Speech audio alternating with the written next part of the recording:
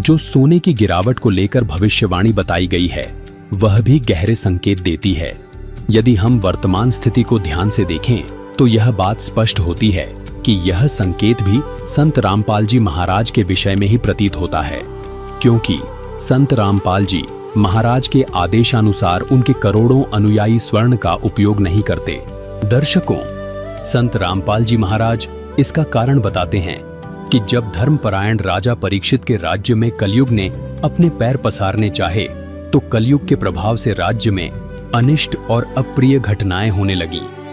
तब राजा परीक्षित ने धर्म की रक्षा हेतु कलयुग का विनाश करने का संकल्प लिया। मृत्यु को सामने देखकर भयभीत कलयुग राजा के चरणों में गिर पड़ा और करुण पुकार करते हुए प्राण भिक्षा मांगने लगा। राजा परीक्षित अत्यंत दयालु थे। उन्होंने उसे क्षमा कर दिया, परंतु कलयुग ने राजा से अपने रहने के लिए स्थान मांगे। तब राजा ने उसे केवल 4 स्थानों पर रहने की आज्ञा दी। पहला, जहां शराब का सेवन होता हो। दूसरा, जहां परस्त्री गमन अर्थात वेश्यावृत्ति हो। तीसरा, जहां जुआ खेला जाता हो। और चौथा, सोने में। समय का चक्र देखिए। एक दिन राजा परीक्षित वन में शिकार खेलने गए और अपने मार्ग से भटक गए। उस समय उनके सिर पर सोने का मुकुट सुशोभित था। कलयुग को अवसर मिल गया और वह एक सूक्ष्म मक्खी का रूप धारण करके उसी स्वर्ण मुकुट पर बैठ गया। मार्ग खोजते हुए राजा एक आश्रम में पहुंचे। वहां एक ऋषि अपनी गहरी समाधि में लीन थे। राजा ने उनसे नगर का मार्ग पूछा, परंतु समाधि में होने के कारण ऋषि मौन रहे। सोने के मुकुट में बैठे कलयुग के नकारात्मक प्रभाव से राजा में दुर्बुद्धि उत्पन्न हो गई। स्वयं को अपमानित मानकर राजा ने विवेक खो दिया और पास ही पड़ा एक मृत सर्प उठाकर ध्यानमग्न ऋषि के गले में डाल दिया। जब यह बात ऋषि के पुत्र को ज्ञात हुई तो उसने उसी क्षण श्राप दे दिया कि जिसने मेरे पिता का घोर अपमान किया है, आज से ठीक 7वें दिन तक्षक सर्प के डसने से उसकी मृत्यु हो जाएगी। दर्शकों, इस दृष्टांत में एक बहुत बड़ा आध्यात्मिक रहस्य छिपा है। सोना केवल एक धातु या आभूषण नहीं है, यह कलयुग का वास स्थान है। जिसके शरीर पर या घर में सोने का वास होता है, वहां कलयुग अपनी नकारात्मक ऊर्जा, क्लेश और दुर्बुद्धि लेकर अवश्य प्रवेश करता है। यही हमारी मानसिक परेशानियों और पारमार्थिक पतन का कारण बनता है।